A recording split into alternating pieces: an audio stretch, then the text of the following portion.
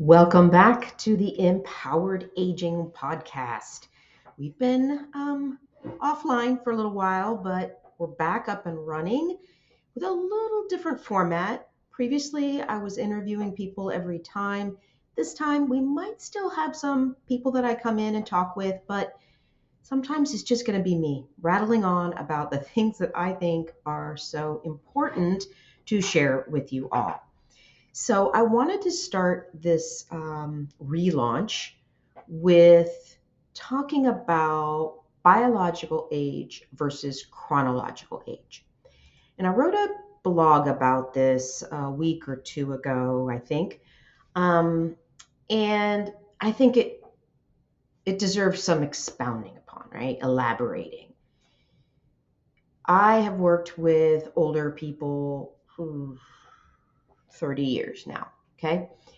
And most of the time, it's been in people's homes. And it has just never ceased to surprise me the disparity between someone's age and how they performed. I could go into a home where I expected the person to be doing pretty well because their age was in their 60s. And yet they're practically bedridden and complaining about their age, being like, well, you can't expect much. I'm 67. I'm thinking, that's young. And then I'd go into homes where they're in their 90s, and I'm thinking, oh, we won't be able to do much. But they're as spry as can be. So there's definitely that disparity between what the calendar says their age is, as opposed to how they feel and how they act, how they function, right? So, in my opinion, your chronological age, what it says on the calendar, that truly is just a number. And those people who don't want to share their age with people, I'm wondering, how do you feel you align with that age? My mother is getting ready to turn 89 this spring. She is definitely not ashamed to tell people her age. She loves to tell them, I'm 89, because she's very spry, she's very active. Uh, Whereas someone maybe who is 65 and not moving so well, maybe they're hesitant to give their age because they think, they should be better. I don't know. I feel like be proud of your age, especially if you are doing well. So, let's talk about what it's all about. First of all, this actually started because I heard something on the news the other day that the life expectancy in the US has just returned to pre-COVID numbers, to a whole whopping 79 years old. And that was kind of touted as a good thing. We got back up to where we were. Well, I'm glad we got back up and recovered from that. But 79 is our life expectancy when we are such a highly developed country? That is sad. That is sad to me. So I was a little curious as to how we stack up to other countries. And if you compare us to, other countries of our size and our economic standpoint and all, they're a few years ahead of us. And we supposedly have this great healthcare system. Really? I personally don't think we do. But that's a whole nother story, right? But life expectancy of 79 years old, I expect more. I definitely want more. 10, 20 years more than that. Of course, that's assuming I'm strong and I'm healthy and I'm moving well. I don't want to be stuck in bed and living, 10 more years that way. No, who wants to live that way? Absolutely. But there's so much we can do to improve that biological age, that age that our body feels, that we feel, that how we function. So what does that mean in our daily life, right? What does that how does that show up? What do we need to do about it? So, first off, maybe testing ourselves, just seeing how do you compare with people of your like age. I've put together just a few short little tests that people can do on their own. There are more tests, but it kind of requires a second person to test you and such. So it's a bit much, but I narrowed it down to 3 tests that I encourage you guys to try. I'm going to include a link to the form in the show notes so that you can click in there. One is a sit to stand test. It's where you sit on the edge of your seat, preferably crossing your arms so you're not using them, and you're standing up, sitting down over and over to see how many you can do in 30 seconds. And that number will help us determine if you're on track as far as your leg strength and your ability to get up and down, because that relates to, of course, how well you can get out of a chair, but also how well you can go up and down stairs, how well you might be able to get on and off the floor. So it's a very functional test. Another test that I placed on the form is something for balance, and that's a single leg stance. So being close to a counter or a chair, something that just in case you lose your balance, I want you to pick up one foot and see how long you can stand on the one leg. Now, a few caveats here.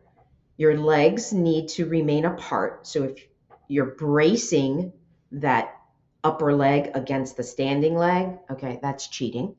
Okay, so you got to keep them apart. If you start doing all this crazy wobbly stuff, yeah, okay, you just need to stop the test. You need to stay fairly upright. And obviously, if you have to put your foot on the floor or you have to place your hand on the counter or chair, okay, the test is over. So we're recording how long you can safely, securely stand on the one leg. And I would like you to do it on both, because really it's not unusual for one to be better than the other. And I would also advise that you do this without shoes on, because then you can really feel the floor and you're not impacted by the support that the shoe may give you. If there's a really thick sole, if you're wearing those Hoka shoes, that's actually going to make it harder because you're standing on this foam, okay? So try to do it barefooted. If you're in socks, make sure you're not on a slick wood surface. I don't want you guys falling when you're testing your balance, okay? All right, so there's leg strength, up and down out of a chair. There's balance, standing on one leg. And the third one is actually not a functional test per se, but it measures the ratio between your waist and your hips. All right, so you'll measure the distance around your waist right at the level of your belly button. And just exhale naturally. Don't try to suck it in, but just normal exhale, get that measurement, and then get the measurement at the widest part of your hips. And you divide waist over hip, okay? You can just give me the numbers. I'll figure it out for you if you're not sure. And because we're looking at that ratio, because if you're heavier at your waist, first off, they found that you're more susceptible to heart disease and things like that. It's just not as good for your health overall. But functionally, that extra weight at your middle offsets your balance more than if you are a little heavier at your hips. Because right here in your center, that makes it difficult for balance. And it also impacts your flexibility, right? It can also impact your ability to get down, tie your shoes, things like that when you have that extra spare tire. So those are the 3 tests that I would love for you guys to try out. Just click the link in the show notes and fill it out, send it to me, and I will send back your results to just let you know how you stack up. Are you close to what your chronological age is? Are you better or worse? And then, give you some ideas on what you can do to help with those aspects of it. So it's always good to know where we stand, right? Um, but then we come back to what are we going to do about it? Well, obviously, with each test, there is something we can do to improve those. So if your struggle is the getting in and out of the chair part, well, heck, just do that. Just practice getting up and down out of a chair. Even if you need to use your arms at first, that's okay. Use your arms. Hopefully, gradually, you start getting better so that you don't have to use your arms as much. Make those legs do as much as they can. But you might also want to look at the mechanics of how you're getting up, because that really does make a difference. I find that people, as they get older, they seem to be more hesitant to lean forward to stand up. And that leaning forward is really important. You've got to get your weight over your feet. If your weight isn't over your feet, it's back behind, you're just going to constantly be feeling like you're falling backward. And yet people are afraid to fall forward, when they're leaning forward to stand. And I have to tell you, in all my years of working with older people and doing this test and helping with just being able to get up and down, no one's ever fallen forward. If anything, they're always falling back into the chair because they're just not coming forward enough. So you got to look at the mechanics of how you're doing too. It may not be so much a leg strength issue as much as it is your technique, your mechanics. So that's something we could definitely look at. So if you're struggling to even get up, period, without using your arms, that would warrant some further testing, And so talk with me, talk with, a therapist in your area, whatever. But yeah, seek out some help and just make sure that you're moving in the best, most efficient way so that you actually use less energy. If you're having problem with the standing on one leg, again, practice standing on one leg, right? Now, if you're really struggling with even just picking up a leg without feeling like you're going to fall over, start with something small. Put your feet in a really narrow position, or maybe go up on the toes of one foot where you don't have that foot flat on the floor, but it's kind of raised up a little bit so that you have most of your weight on the one leg. Having your hands on the counter, picking up a leg and setting it down, or holding maybe the foot up while you're holding the counter. Okay, feeling okay. Maybe intermittently letting go of the counter until you can hold those hands up longer and longer. So there are different ways to go about it depending on, how you're feeling, how you feel comfortable with the action. There's just more than one way to work on that for sure. Now, if you have neuropathy in your feet, that's going to make it super challenging because your brain is not getting the input that it needs to know how you're standing. So you're going to feel like you're all over the place because your body's just trying to figure out where am I in relation to the floor? So that can really impact things. But, there are things you can do about neuropathy more than just taking medications like gabapentin and Lyrica. That's a whole nother topic. But if neuropathy is an issue for you, please, please, please reach out to me. I can help with that. Okay, that's an aside. So, and obviously, if you have that waist-hip ratio that's a little off, sorry guys, maybe cutting back on some of the food, looking at your diet, trying to make it a little healthier, and then getting into maybe a little bit more of an aerobic, kind of a walking program to help just reduce some of the weight so that you can balance yourselves more easily. But really, it's about being active. And there's not one exercise that's going to help, right? There are multiple systems involved in balance. So we need to improve the strength. We need to improve posture. We need to improve your reaction time. that whole brain body connection, the sensation that you feel, we can improve upon that. So, all of these things are important in order to improve that biological age. And a lot of this stuff, you can measure it, which is cool because you can see yourself improving. A lot of times I'll work with people, and in therapy, we do a lot of these objective tests. We do these few tests at the beginning and then definitely at the end, and sometimes even in the middle, depending on how long we're working together. And I'll ask people, that client, how do you feel compared to when we started?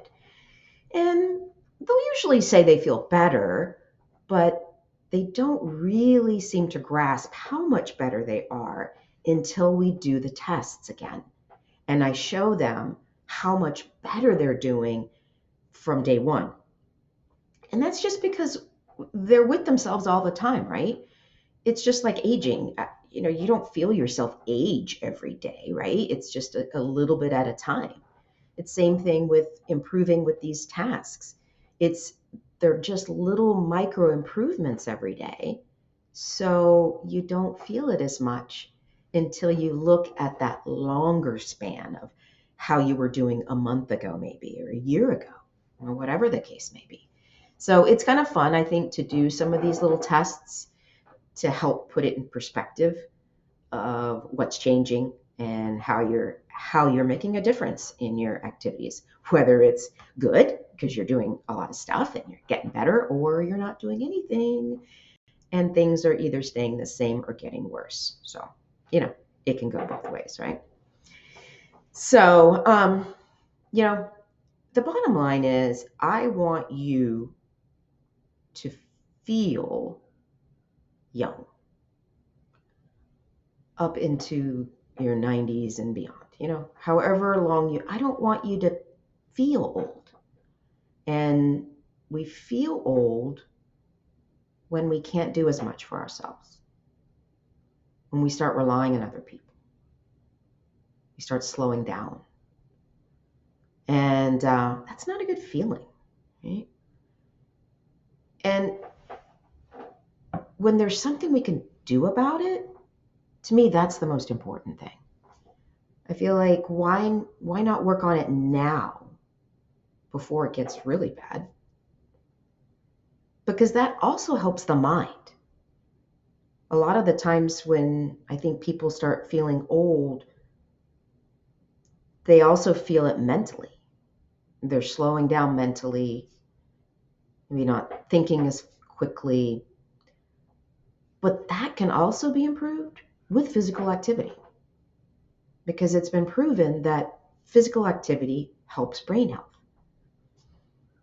And particularly if you factor in or include cognitive challenges with your physical activity, things like dance, tai chi, anything that involves some sort of little bit of choreography where you have to remember things maybe, or just moving in ways that are not your normal, moving opposite arm and leg in different ways is a brain challenge. We'll do it in class sometimes where we're making the leg do one thing and the arm do a different thing, and that throws people off. So by challenging the brain that way, we actually help the overall body system too. No, I mean, it feels good, right, to be able to do stuff like that. Can you pat your head and rub your belly? That takes a little bit of work. Okay, there we go. I got it. Okay. Just try something as simple as that to challenge your brain. Work puzzles and things, but try to incorporate the cognitive tasks, these mental thinking things, with physical activity. Okay. So doing a crossword puzzle is great. It's great for the mind. But research has found that by doing both at the same time, okay, maybe not a crossword puzzle, but mental challenges while also doing physical activity is that much better for the brain.